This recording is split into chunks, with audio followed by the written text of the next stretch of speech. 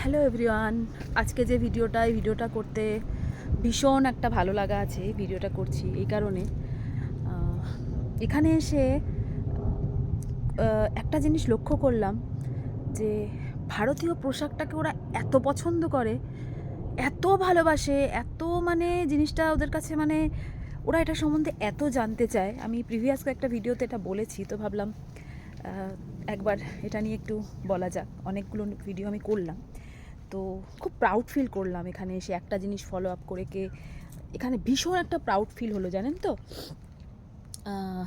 যখনই এখানে এসে আমি শাড়ি পরছি বা সালোয়ার কামিজ পরছি, হ্যাঁ, তো আজকে আমি একটা মন্দিরে যাব, শ্রাবণ মাসের এখন সোমবারে যেই শিব মন্দিরে একটা যাব, তো ওই জন্য হয়তো রেডি হয়েছি।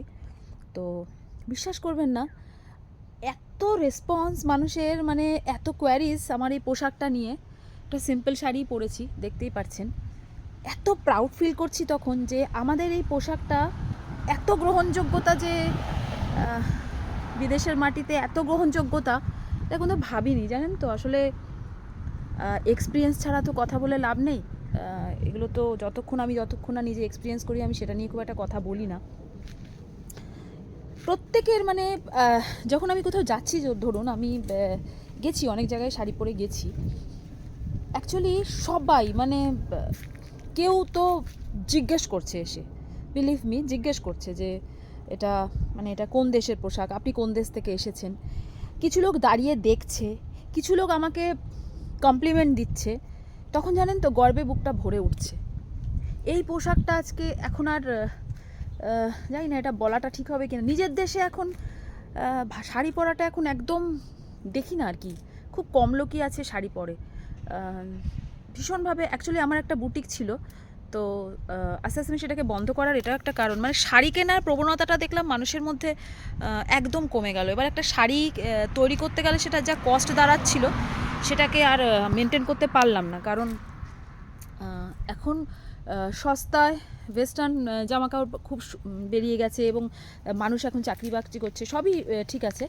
তো শাড়ি পরার প্রবণতাটা অনেক কমে গেছে। কিন্তু আমি এমনই একটা মানুষ, এটা আমার পার্সোনাল চয়েস, আমি কিন্তু শাড়ি পরতে ভীষণ ভালোবাসি, বিশ্বাস করুন।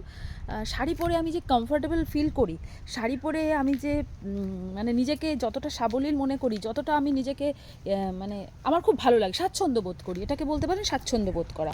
তো সেটা আমি শাড়িতেই একমাত্র করি।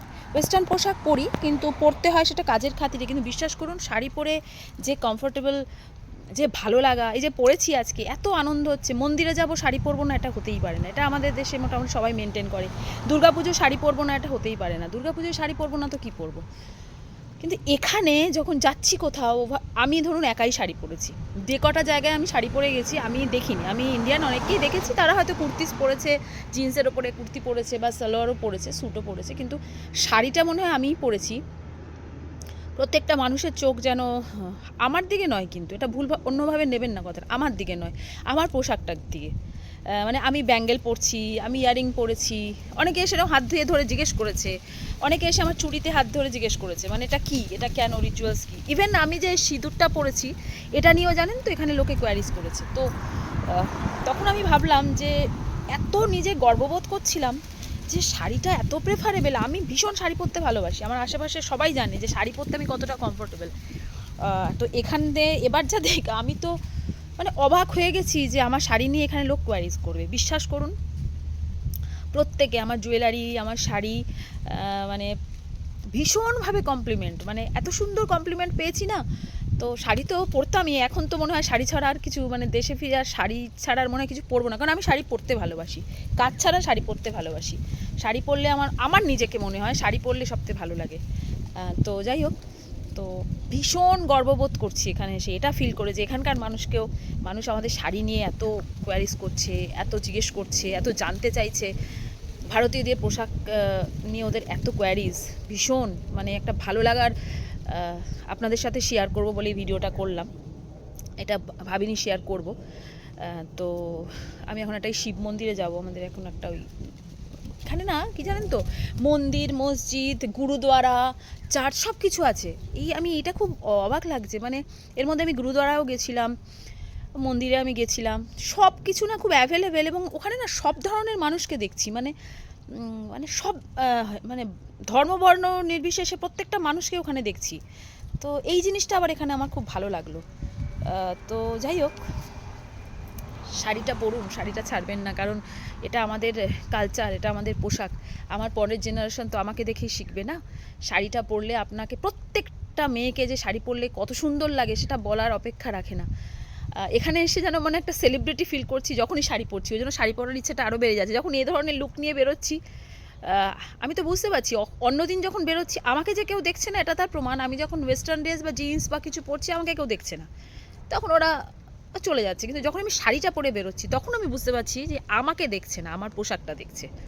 এত সুন্দরভাবে লোকে মানে আমাকে মানে নোটিস করছে, আর ওদের চোখে না একটা খুব ভালো লাগা, সামনে এসে বলা। হয়তো কখনো বলছে কালারটা খুব ভালো, কখনো বলছে মানে কমপ্লিমেন্ট কিছু না কিছু করছে। তো পুরোটাই আমার এই ভারতীয় পোশাকটার জন্য আমি পেয়েছি। তো আমি এটার জন্য আমি ভীষণ ভীষণ ভীষণভাবে একটা প্রাউড ফিল করলাম এখানে এসে। তাই মনে হলো সব কিছুই তো আপনাদের সাথে শেয়ার করলাম মোটামুটি এখানে এসে।